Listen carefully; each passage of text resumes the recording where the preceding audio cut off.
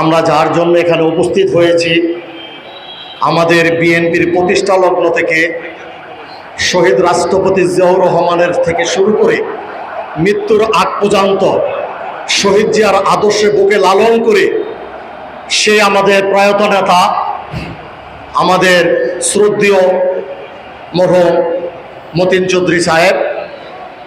আমার মঞ্চের সামনে আছেন শহীদ জিয়ার আদর্শের সৈনিক জাকির খানের ভক্তবিন্দু ভাইয়েরা, আসসালামু আলাইকুম।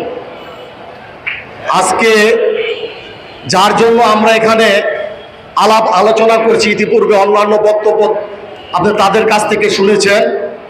আজকে আমাদের প্রধান অতিথি আমাদের মহানগর বিএনপির সম্মানিত সদস্য আওলাদ ভাই সহ সকল নেতৃবৃন্দকে এই 4টা থেকে এই পর্যন্ত ধৈর্য ধরে এখানে বসে থাকে আলাপ আলোচনা শোনার জন্য আমি আবারও তাদেরকে ধন্যবাদ জানাই। আমাদের দুনিয়াতে সবারই মরতে হবে, আমরা মরণশীল, এটাই আমাদের। আজকে আমরা মরে যাওয়ার পরে প্রত্যেকটি মানুষের ভালো এবং মন্দ কথাগুলা সবাই স্মরণ করে, কিন্তু অত্যন্ত দুঃখের বিষয় একজন স্বরাষ্ট্রমন্ত্রী, এমন একজন স্বরাষ্ট্রমন্ত্রী ছিলেন আমাদের এই নারায়ণগঞ্জে, অনেকেই অনেক কর্মসূচি পালন করছে, কিন্তু তাকে হয়তোবা অনেকেই ভুলে গিয়েছে। এই সংস্কৃতিটা আমাদেরকে মনে রাখতে হবে। এই ভুলে যাওয়াটাই একটা স্বার্থবাদী দল, এই ভুলে যাওয়া চলবে না। আমি ধন্যবাদ জানাই জাকির খানকে, যে জাকির খান দীর্ঘ 17 বছর এই নারায়ণগঞ্জের বাইরে থেকে কারাভোগ করে এবং এই ধরনের শ্রদ্ধেয় নেত্রীদেরকে স্মরণ করেছে।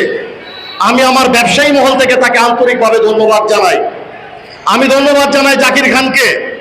নারায়ণগঞ্জে যখন ক্লান্তি লগ্নে, যখন যে কোনো সময় একটা সমস্যার সৃষ্টি হয়, তখন এই জাকির খান ঝাঁপিয়ে পড়ে নারায়ণগঞ্জের সুনাম রক্ষা করার জন্য সবসময় তাকে আমরা রাজপথে পাই। তেমনটার একটি দৃষ্টি যদি আপনাদেরকে না বলি, আপনারা জানেন আমাদের দেওবন্দ মাদ্রাসায় কিছুদিন আগে একটা ঝামেলা সৃষ্টি হয়েছিল। সেখানে এই নারায়ণগঞ্জের ঐতিহ্য ধরে রাখার জন্য জাকির খান গিয়ে সেখানে যাতে কোনো ঝামেলা বড় ধরনের না হয়, তার ভূমিকা কি ছিল?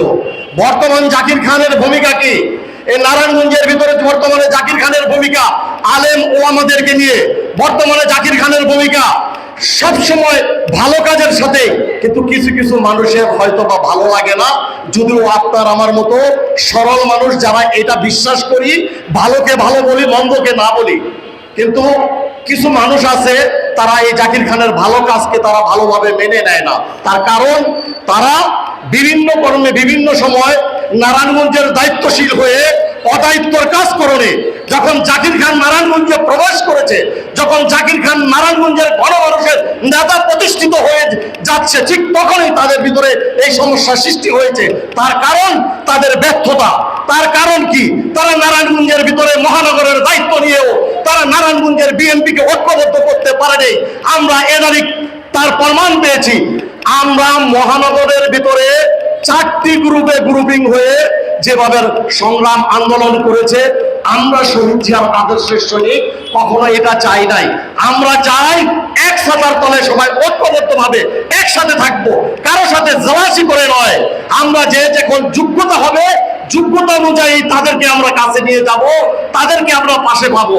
আমি সম্মানিত আমাদের দলের নেতৃবৃন্দকে বলবো, যারা জাকির খানকে ভালোবাসেন, যারা জাকির খানের প্রতি ভক্ত, আপনারা জাকির খানের আদর্শকে মানবেন।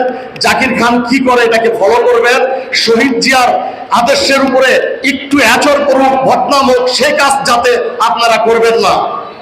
আমি আমার নেতৃবৃন্দদের কাছে বলবো, আগামী দিন মহানগরের ভিতরে আমাদের একটি মানুষের কারণে বর্তমানে যে কাদা ছোড়াছুড়ি, আমি আমার কেন্দ্রীয় সেন্টার নেতৃবৃন্দদেরকে বলবো, অতি দ্রুত মহানগর বিএনপির ভেঙে দিয়ে ত্যাগী নেতাদেরকে নিয়ে, নারায়ণগঞ্জের রাজপথের সৈনিকদেরকে নিয়ে, 2-1টি মানুষের জন্য মহানগরের এত রাজপথের সৈনিকদের বদনাম হোক, আমরা এটা চাই না।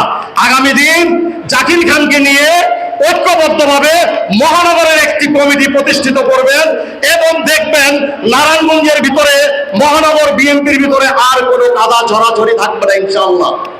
সর্বশেষ আরেকটি কথা আমি বলতে চাই, আজ এই আগস্ট মাস একটি স্বৈরাচার এই দেশ থেকে পালিয়ে যাওয়ার মাস। আজ এই আগস্ট মাস আমাদের ইতিপূর্বে আমাদের অনেক ছাত্র জনতা আমাদের এই স্বৈরাচার পতন করতে গিয়ে শহীদ হয়েছে। তাদের রুহের আত্মার মাগফিরাত কামনা করি। আমাদের নেতা সাবেক স্বরাষ্ট্রমন্ত্রী মতিন চৌধুরীর রুহের আত্মার মাগফিরাত কামনা করি। আমি জাকির খানকে ধন্যবাদ জানাই। জাকির খানকে আয়োজন করার জন্য সবার কাছে আমি বিনত অনুরোধ করব, ভালো কাজে জাকির খানের পাশে থাকবেন এবং আপনারা যারা বয়োজ্যেষ্ঠ আছেন জাকির খানের কোনো ভুল ত্রুটি যদি থাকে সেটাও আপনারা ধরে তুলে ধরবেন। আপনাকে সবাইকে ধন্যবাদ জানিয়ে আমি আমার বক্তব্য শেষ করলাম। আসসালামু আলাইকুম ওয়া রাহমাতুল্লাহি ওয়া বারাকাতুহু। সবাইকে ধন্যবাদ। সম্মানিত উপস্থিতি।